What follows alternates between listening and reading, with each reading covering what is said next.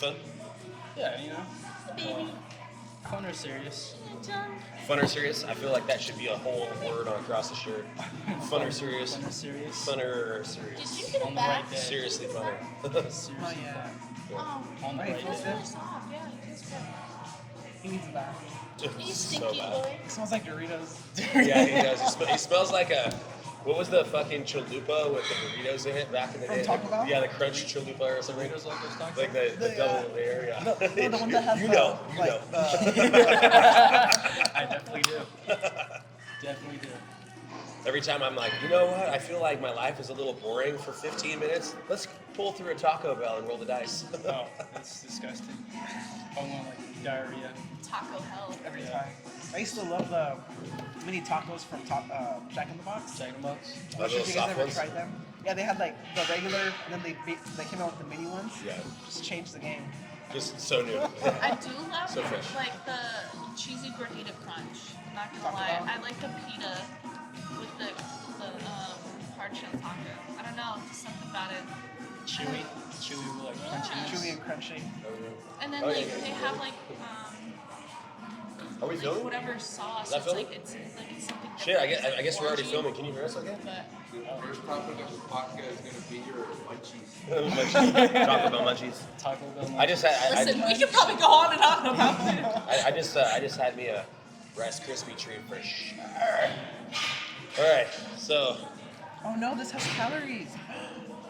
What 10? welcome 15. back to the Engineering and Empire 900 podcast, you guys. Got Hector joining me again, Rebecca, and of course Melanie Oliverias back here on the podcast for the first time.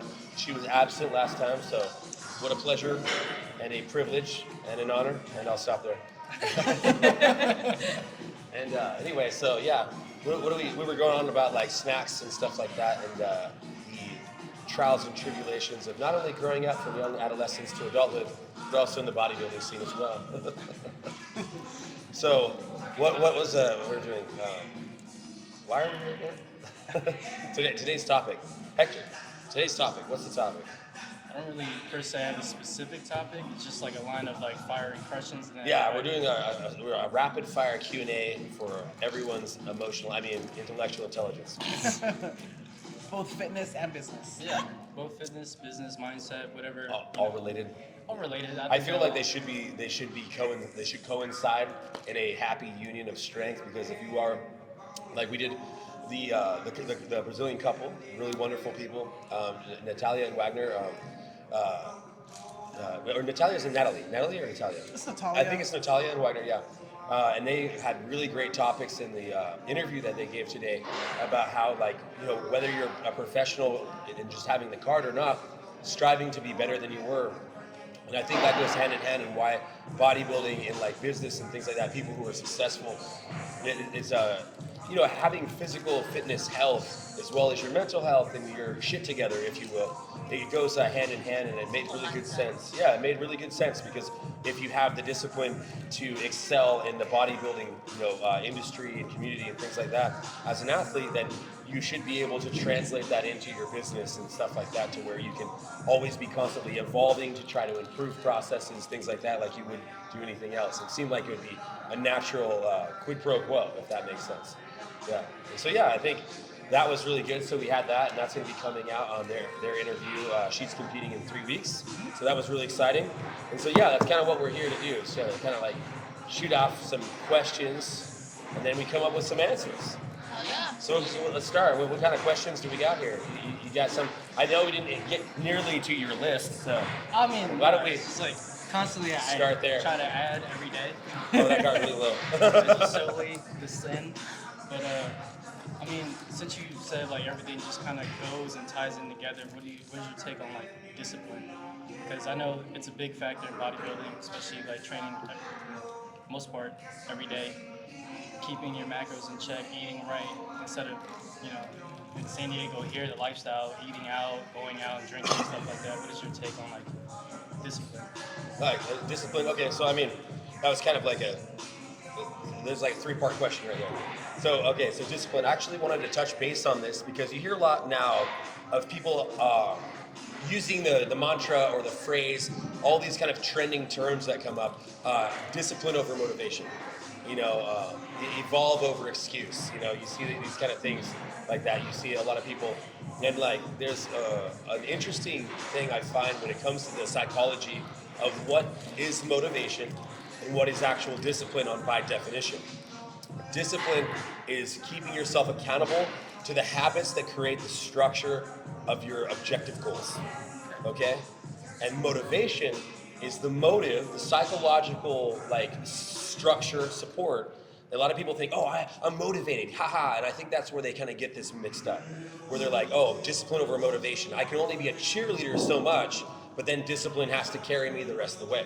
Correct. When that goes both ways, because you don't create discipline without having motivation. Because when I want to train for a marathon. Okay, let's just use this a very flat base, basic example, metaphor. Baseline. Okay, I know that I want to do this, so I'm motivated to do it. So, like anything, like a serial killer, like why do anything? What's your motive? You know what I mean? You don't have discipline to kill people if you're a serial killer. That doesn't make fucking sense, right? So you have to start somewhere. Like, why do anything? Well, you have to have a motive to do it. You have to have a why, right? And then what you do is you use that to create healthy habits and a structure, like rewiring the mindset, rewiring, the thing, building healthy habits and all the other stupid self-help cliches you can come up with, okay? And so that makes sense. It's kind of where it's got to have a root from. And so you have to start here, and then you have to build it here.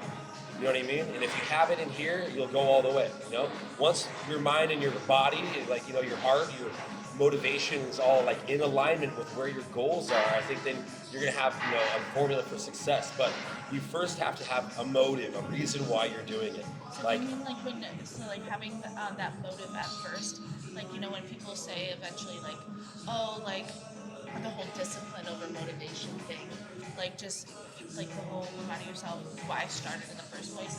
yeah, that's a good example. Like people always say that, like remind yourself why you started this. Like, same thing in business. You're going to be like, just like the diet and like you're getting down to your last few weeks. This is why these things can, like an example of metaphorically and things like that, they go hand in hand, and why it makes sense synergistically, in a lifestyle. Like look at Jay Cutler, crazy smart businessman, was, general contractor, and I believe had his real estate license early in his career, made several $1 million before even competing. You know what I mean? A lot of people don't know that. He's a very successful businessman. You know what I mean? Look at him now. He's one of the most successful, retired Olympians in history that I'm aware of. Like, you know what I mean? He still takes great care of himself, looks amazing. He's on in the game. He's, I think it was 50 or... He's like 55. I'm not sure without having to look at it, but he's fantastic shape for his age. Like, he's incredibly sharp. Obviously, he's doing great. But I believe that he's a prime example of what that merger, if you will, or like having that full spectrum and like controlling your life goes. Like, you know what I mean? It's like, yeah, you have to remember your why. You have to have all that. And in business, things get hard. Just like the last few weeks, like you're gonna run into unforeseeables, when you're starting like a startup, you know what I mean? Like expenses, things like, oh, I don't know how I'm going to make this work. I don't know how I'm going to account for this. I don't know what we're going to do. We need to pivot. We need to change. We need to make this better. We need to fix something. Those are all going to be stress factors. Things like diet, getting down into zero carb for multiple days. Stress factors. It's going to be putting strain on not only your emotional and physical self, you know what I mean? Your mental and physical self, and all those things. And so, just like in bodybuilding and business, you're going to run into that. And so, again, remembering your why, like why not just give up? Why not quit? Well, because because this is what I want. So you have your motivation, you have your motive. Okay, and the discipline is the daily habits and the things that you set up towards keys to success. Motivation's the mud, discipline's the bricks. All right, so don't tell me one over the other. Motivation's not always there, but it is. Exactly, because and that's where I think people get this huge misconception. Motivation is not a fucking cheerleader. Motivation isn't somebody shouting, you can do it, you're amazing. Motivation isn't fucking clicks and likes on fucking social media. Motivation is your fucking why. And your bricks are your fucking discipline. And that's how you build a wall. You can't have one without the other, and one's not gonna supersede the other. Or you'll just be over there like digging a trench like, oh, I forgot why I'm doing this, because why am I? What the fuck am I doing? Right. You know what I mean? They're like, oh wait, I'm building a fence. That's right. Oh, here we go. Like, you know what I mean? Unfortunately, sometimes motivation comes from something very, very negative. and sometimes the motivation can be perceived as negative because you didn't have motivation in the first place when you first started doing something, and then something negative happens that, or has already happened in the past, that you start to want to seek motivation, want to seek to be better. A perfect example, sometimes I see online a lot of these little TikToks or short videos of, super bad example, but a couple that's been married for a long time, right? They're doing the same thing like over and over again, but maybe they're like very very overweight, sometimes obese, and one ends up cheating on the other, and the only reason why the person started to lose weight and to look better eventually was because of that negative motivational factor that first got them into wanting to do something more. And usually sometimes even in the past with like having health issues or family issues, money issues, sometimes that motivation comes from usually a negative root as well. I think it's important. That's a huge topic, and another psychological, like other side of the coin, if you will. That's incredibly important, and a lot of people like forget about it or dismiss it, and they don't see it, and it's maybe not widely shared. Is negative motivation, essentially negative factors to where it's not like, oh, I want to win, I want to prove you wrong. You know what I mean? I don't. Yeah, the revenge aspect of motivation, essentially, if you will, and a lot of that comes from manipulation, toxic relationships, really negative constructive criticism or whatnot might not be, but just criticism in general. And then that's when you kind of internalize that, and a lot of people become good at it through hate. You know what I mean? Because they hate themselves or they hate the situation or how they feel so much that they will literally create a fire to burn it all down just to get to where they want to be. And it's not necessarily for them anymore. And that's where you kind of lose yourself and all that. We can get into like massive amounts of like psychology and stuff like that. But negative motivation, or the negative factor of motivation on the other side of that coin is a big thing. And like, I think when people get themselves kind of in a situation, like you said, where they're really obese or they're out of shape and they're starting to use criticism, and if that's what it takes to get you to change or make a shift in your life, then maybe it's not negative. Maybe it's just like, hey, wake the fuck up, motherfucker. You know what I mean? And whether that creates a shift in your life, if you are in a relationship that allowed you to become this unhealthy, and then you finally make a pivot and your partner doesn't, then maybe that's not your partner anymore. But obviously in a perfect world, a mature situation, you would separate yourself, leave cordially and things like that, and be happy, but rarely is that ever the case when it comes to humans. You know what I mean? You're talking about actually using your brain and being emotionally mature. Yeah, and so, that's another thing when we talk about motivation is there's, it's not a cheerleader thing. It's not something like that. You gotta remember why you're doing it and whether it's coming from a negative kind of like revenge side or if it's coming from a positive thing that you want for yourself. Those are very real things, and then again, when it comes to the discipline factor, discipline is what, we build our wall with, but the motivation is like the mud, if you will, right? Yeah, the foundation, like what you're building on top of. You have to have a motive, you have to have a reason, and things like that. And then success is by creating healthy habits that keep you accountable. And so I can be motivated to do this all day long, but I'm not going to take a second to learn how because I have no discipline. You know what I mean? Like, oh yeah, man. Like, how many fucking times I hear people like, oh yeah, I totally wanted to build a gym. Oh, I totally wanted to do this. Oh man, yeah, I'm working on putting out my clothing line or putting out my t-shirt, my merch, and I'm like, cool, bro. I'm like, I'm gonna go keep doing what you're talking. I'm gonna go keep building your dreams. You know what I mean? The same thing with like motivational junkies, like people who watch motivational videos, like people who watch this video, I was broke, became a millionaire, and they're like, I'm gonna start a side hustle, and then try to make $1 million. Post it and share it. Same thing, or sick of hearing people bodybuilders. I'm gonna start my bodybuilding, journey and try to lose weight, try to get a six-pack, but then they don't have the consistency or the discipline to do so. Or they do the same stupid shit because they're not trying, because they're so arrogant, stuck in their ways, so disciplined, they're not willing to learn and grow outside of their own bullshit. I see so many, especially locally here, competitors, and even if they are an IFBB pro, and yet they're spinning their tires in their career nonstop, competing back to back, never making a change, never placing a over fucking 17th or something like that. And I'm like, I'm not a pro bodybuilder, but I can tell when somebody doesn't know what they're doing. You know what I mean? It doesn't take a fucking genius to be like, you're spinning your tires. You know what I mean? And if you're just gonna keep being like, oh, back to the drawing board, you know what I mean? Every single year, like, you know what I mean? I'm like, maybe you should change pens.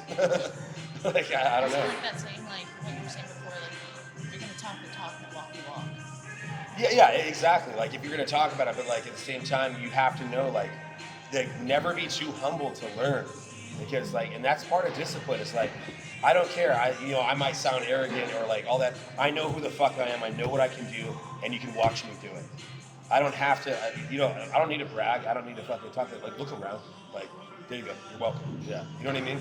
Like I don't need to go on. I don't need to prove to you who I am, but I know a thing or two about getting shit done. You know what I mean? And it just, proof is in the pudding, as they say. It's a super cheesy cliche, but it's true. You know what I mean? And yeah, like a lot of people just get stuck in their own like crap. You know what I mean? And it's unfortunate because like if everyone like was humble enough, like I don't know everything, and I try to learn I try to learn as much as I can, as fast as I can, because I'll never get better if I don't. You know what I mean? And like I've gotten to this point because I've taught myself and learned and from everyone and people around me in every aspect of business, trades, anything you can think of. So I can do this. Like I can do the lights, I can do the e-commerce, I can build a house, I can run the ground up. Like it's because I've tried to teach myself and gone out to learn how to do it. You know, I put fucking countless hours in, and it's because that's what I want. Like I don't want to have to be like, oh, I don't know. Like that makes me as an individual feel helpless, and I fucking hate that. You know what I mean? I don't ever want to be like that. You know, I don't know how to. I needed to handle a firearm better. You know, when I was really young in the military, and so I became a fucking Ranger sniper. You know what I mean? And that's what I did. I decided like, what's the hardest training that you do in dead ass northern New York in the fucking dead of winter, laying in the snow? Oh, that okay? I'm gonna do that. You know, like. Is a good example. I'm like progress through being uncomfortable. So many people get comfortable in these situations. You know, we could go on about that, but yeah, essentially, discipline, motivation. Don't get it confused. They go hand in hand, not one over the other. You need them both. You know what I mean? Or you're just again spinning tires. Same thing with spinning tires and going back to like what I watch a lot of his content you do too, Alex Hormozy. Yeah. Like, what is your rock bottom? If you're trying to lose weight, and if your rock bottom is 12% body fat, and that's what it snaps in your head to, I gotta lose some weight, or if your rock bottom is 500 pounds to lose some weight, for you to look in the mirror and like, man, I'm like huge, or if you're broke, what is your rock bottom to have a switch in your mind to actually start doing things you need to do to get to where you need to be? Or Are you asking me like personally what my rock bottom is? Yes, but kind of like a two-parter question. Yeah, okay. Here we go. Multiple questions. Okay, so let's break it down. Obviously, 500 pounds could be dead. So like unhealthy. I think My 600-pound yeah. life. Man, these people are like 1,000 pounds. Dude, you should be dead. That's crazy that they like, and it's only because they have the support to do so. Thank you, Joe. I find like before I started prep and everything in bodybuilding, and I was like 180, which I wasn't like fat. I was bigger, had more body fat, but muscle nonetheless. If I noticed I gained 5 pounds, I was like, oh fuck. And then I was like, okay, like let's do something. Like, but then now being on prep, I was like, wow, like I did this shit. I was like, so definitely a reverse. Take that into very seriousness, so then I don't end up back to the body fat percentage I was at before I started. Yeah, like when you realize you're uncomfortable. Yeah. Or you've gotten too comfortable. Yeah, I'd say that I'm really comfortable with my own skin now. I feel pretty confident, even though it kind of sucks being on this low of calories. Like You should feel confident. You look good. I feel good. Yeah. Yeah. I think for everybody, it's obviously going to be different because I think the biggest thing why they call it rock bottom is most people don't know where it is. They can't identify it, and thus a lot of people kind of stay in that area. You know what I mean? Like stay fat. Why do people stay sedentary? You know, why do people stay broke? You know what I mean? And usually they'll always say these things, like especially for like addicts and other things. Oh, you need to hit rock bottom to have the rude awakening. You know what I mean? And some people that shit never comes. Sometimes for rock bottom for addicts is they're dead. Exactly. Yeah. Like I said, sometimes it never comes. You know what I mean? And that's unfortunate. I think for me, like Alex Ramosi actually said this in an interview, and it's very, I found it very interesting, and I believe it a lot, that people who have wealth, people who have wealth and who have just like a ridiculous amount of money, their biggest fear is being poor, is being broke.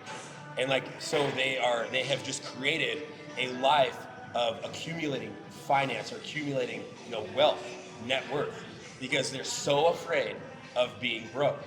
And for me, like, I've been like down and out, like, if you will. I don't know about like, ever hitting like rock bottom. I've never had any sort of personal like existential crisis where I was like ever a drug addict or anything like that. I'm not a fucking pussy.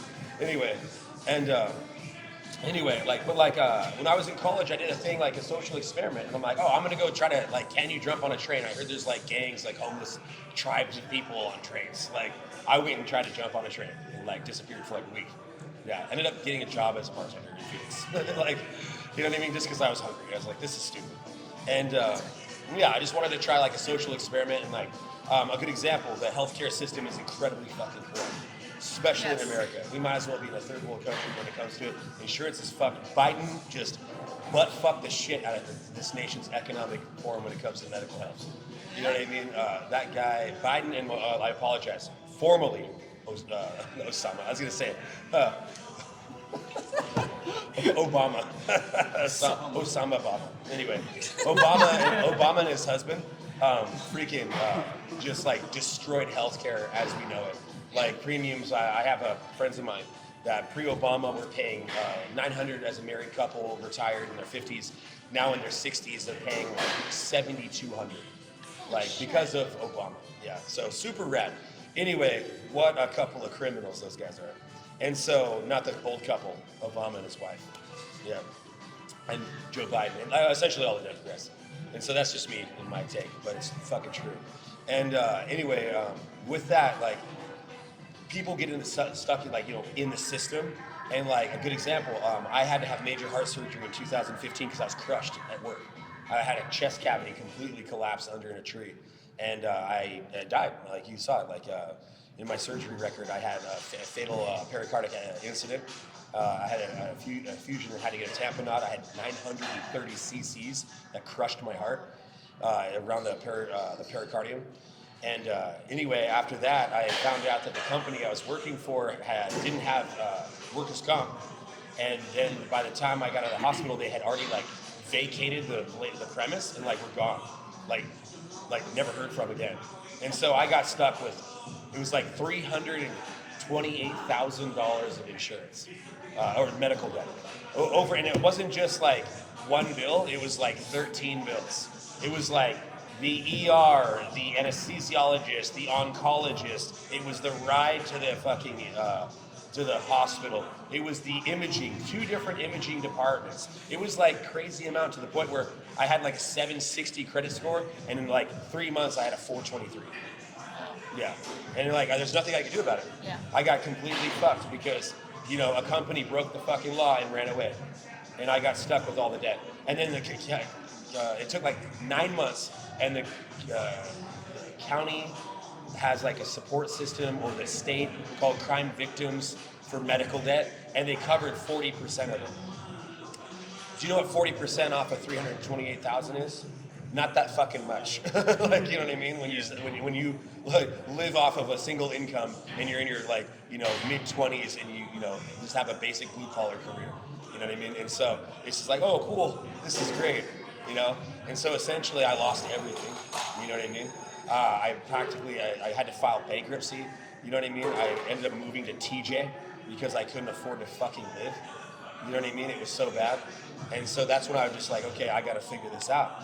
You know what I mean? And so like, I didn't ever hit rock bottom, but I was quick to change my lifestyle and my habits and like everything to survive. I had a great survival instinct that like was like, okay, boom, this is what I gotta do now. It didn't matter who my friends were. It didn't matter if I was dating somebody. I didn't give a fuck. I was like, all right, I'm out. This is what I gotta do. I gotta do this, and this to survive. And that's exactly what I did. And I moved to fucking Mexico. I moved to TJ, found a fucking apartment for $600 a month. Super beautiful, Joined a gym. It was great, and met some wonderful people, and essentially went to school, but got back into school, so I wasn't sure if I was ever going to be able to like physically work again. You know, I had like major scar tissue on my heart for like a year, and I had to like get constant checkups to make sure my EKGs were normal.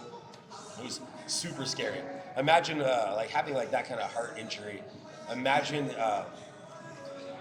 trying to get out of bed and going to the bathroom at like 30,000 feet or 18,000 feet. So every time I would get up, like after I got to the hospital and like try to move, it felt like I was like, there wasn't enough air to breathe because I couldn't transport like white blood cells, like oxygenate my blood fast enough because my heart was damaged. And so it took months to get past it. Yeah. It sucks super bad. And so it wasn't like, oh, I got like basic ass fucking disability. Cool, my rent was $2,300 a month in 2015. You know, $2,300 a month, and my disability was $330 every 2 weeks. It was super rad. Yeah, super dope. Yeah, and so as you can tell, like now we know homeless people are literally made. Like, you know what I mean? Yeah. It's crazy. They're And supported. yeah, so the system's super jacked up. But at the same time, I'm like, I'm not this person. And I know that I don't have to do that, so I can do other things. Does that make sense? To piggyback back a little bit of the rock bottom, I would say one of my moments when I realized that I needed more than what I had at that time was when I was around 17 and I was disabled for maybe about 15 years, and there was nothing more for me at that moment because going to the hospital every single month was always something new, a new diagnosis, something going on. So I knew that I couldn't do anything more than that, and the doctors wouldn't allow me. They wouldn't allow me to do sports or allow me to get a job because of my disability. And the biggest thing that I told myself was I need to do something to be able to not be at this low, because if I would have stayed disabled, I would have unfortunately been like the regular bums that are not disabled, but they live at home with their parents, live off of their parents' income and everything that they have. So I knew that I didn't want to be that. I wanted to be able to provide for myself. That only, but one of the things that I always learned was I needed to be able to do better than my mom, my parents. So I knew that I needed to have more. So I took myself to apply for university, and as soon as they saw that, like they weren't opposed to me continuing my education, but they didn't want me to work or do other things that made me do physical activity. But when I did sign up for university, I told myself the only way for me to stop getting this disability was to leave out of state. So I decided to move away for my first time when I was 17, going out of high school. And that's when I fully was able to, become independent, support myself, but stop having that because they realized that I was already elsewhere. So they actually stopped giving me disability. And Not being scared to do what it takes to survive is like huge. But at the same time, identifying what needs to change quickly. Yeah. Does that make sense? Yeah, it does. Yeah. So, moving out of state, do you believe it's like, I don't want to say like a life hack, but do you feel like it's necessary for everyone to like at least get out of their state jurisdiction or whatever and experience some more? Because I remember being from New Jersey, I just think it's a shithole. So like being there and like, everybody where everybody's from. yeah, Yeah. like being there in the hood, it's kind of like when I went to my mom's house and I wanted to go visit her, I'm trying to find parking, but there's like hella handicap spots all over the street. So I'm just like, why is there so many like handicap like parking spots all over the street? And then my sister's husband, he was like, some of these people have lived here for like 20, 30 years, sitting on the same porch, doing the same shit, looking at the same people day in and day out every single day for 20, 30 years, and they haven't moved. And now they've been handicapped, and now it's just like 10 spaces on the street just taken up, and they've just been sitting there. Senior living neighborhood. Literally. So That's kind of like the same thing as like, so, I follow some people from high school, it's not a lot, but some of them, and it's like, they're dating the same people from the high school, and then they're just like swapping around, and it's like, don't you get out of your own fucking city where you grew up out of? Like, don't get me wrong, yeah, I joined the Navy's sending me places, cool, but I'm still going out and doing something, serving, but, like, get out of your hometown. Like even if it's like an hour or two away, like just move somewhere different. Like get different surroundings. Like that. If I didn't join and I was still like home, I was going to go to school and then move elsewhere. I did not want to stay where I grew up. It's not that it's a bad place, and I love my parents, but like being there for like my childhood, I got enough of it. Yeah. I need to see more of there's more of the world out there. There's more things to experience than your just little 50,000 people hometown. Yeah, absolutely. I think that makes perfect sense, and like exactly, I think the biggest thing, like answering that question and like touching on all that is the getting away from the nest. You know what I mean? I was super fortunate at a young age to travel like 30 countries before I even joined the service. And then you guys, being in the service, it's great because I'm obviously a huge advocate for the armed forces. Retired Army myself. They give you structure. They take these, sloppy kids. You volunteer, you get enlisted, you join, and you can get some structure going. They can take you places, give you a job. Yeah, right. Yeah. Okay. Well, back when I was in, I know it's just a big transgender circus now, but Not even that. It's just a bunch of. There's no common sense. There's no common sense, and I would say the younger generation that comes in now is. I've literally seen grown men that can't do tech push-ups. Yeah, They and then they join change the right entire out of high system. school. Yeah. This is for majority of the people that join out of high school, this is their first fucking job. Yeah. And it's like, okay, wait a minute. I You're couldn't trust trusting you them to with a flip a gun. burger. You're trusting Don't them shoot with that top gun. secret information. You're trusting them with all this shit. It's either that or Panera Bread. So. Yeah, seriously, right? Has Jamba McDonald's. Juice. Anyway, and so yeah, I think honestly, like from my background, and then of course in the military, the getting out of the nest. I think that for anyone, the best education, and I hope to do this with my kids and family, is traveling the world. I think there is no greater education as far as that goes. Getting out there and experiencing the world. And I don't mean you need to rumspring and go out and fucking get fucked up on the curb and pound hookers and do blow. I mean actually go and see the sunset in Okinawa. Like you know what I mean? Go and how big are the pyramids in real life? You know what I mean? Historical places.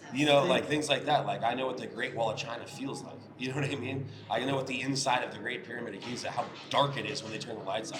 Super red. You know what I mean? I've seen the sunrise over the Moroccan desert. The Western Sahara. Well, that's something too. If you don't get out and experience anything different than your own culture, you just become like fucking ignorant, and that's just Exactly. It perpetuates ignorance, and like people get stuck in their ways, and You they don't know any develop poor habits. You know what I mean? Versus like having more of an open and broadened, intelligent mind. Things like that. And I feel like that's huge. And so obviously, yes, I'm a proponent for getting out away from the nest, getting out. You can always visit home. You can always move back home, with your family or whatnot. But like, get out there and see what's going on. I have a question. It's a little. I'm trying to put it into a sentence, but how do you feel if you guys joined the military? I'm not sure if after high school or you were working for CNA. I was a CNA. CNA.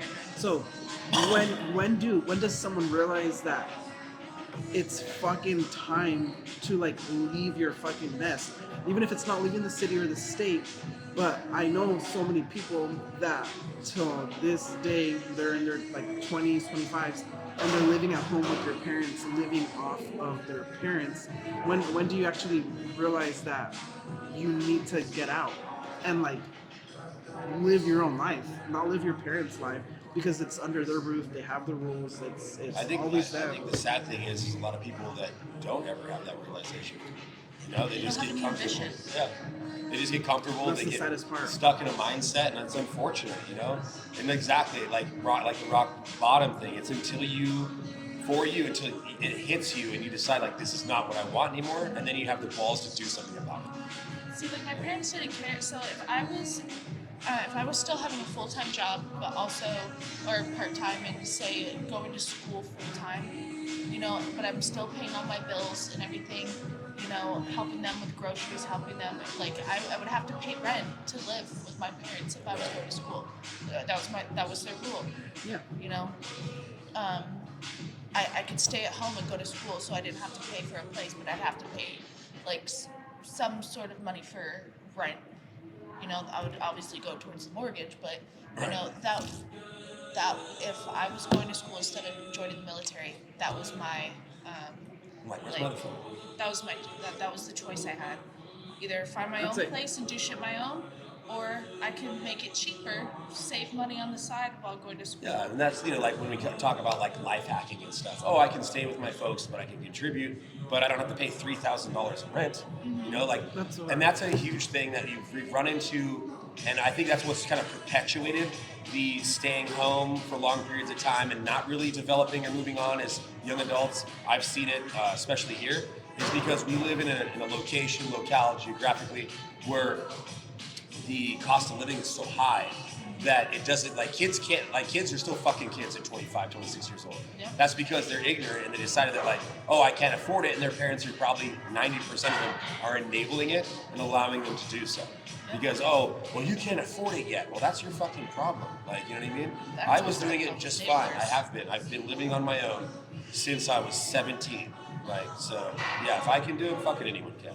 Like, I'm not a fucking special You genius. just have to be willing to do or make the Be struggle. willing to fucking, like, work, It struggle, also and get reminds through me it.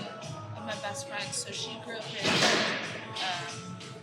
in Northern California, and she moved out at 17 to Pennsylvania. So across the country, away from her mom. Her mom wasn't like all that good because of like drugs and everything, and you know, she lost some of her siblings in a car accident, and others like drugs and stuff. She moved to Pennsylvania. She got she graduated. And everything, stuff what happened in Pennsylvania, so she moved down to Alabama with her sister. She's all still at 17 years old. She was engaged, whatever, but it was abusive. Then she moved down to Florida. That's how I met her. And like since then, she's been progressing, and now she has a home. She has her own car. I look up to her so much, and like in the aspect of things of like she built, like, yes, there's many times where she struggled to do it, like we helped each other, but like seeing how she never like settled for less, and she just kept progressing for more and more and more and wanting more and more out of her life. It's just that speaks miles in a person's character. For your question, so for me, my dad was gonna put me through like his pipeline. Like, once you graduate high school, you're gonna go through the union. You're gonna do a trade.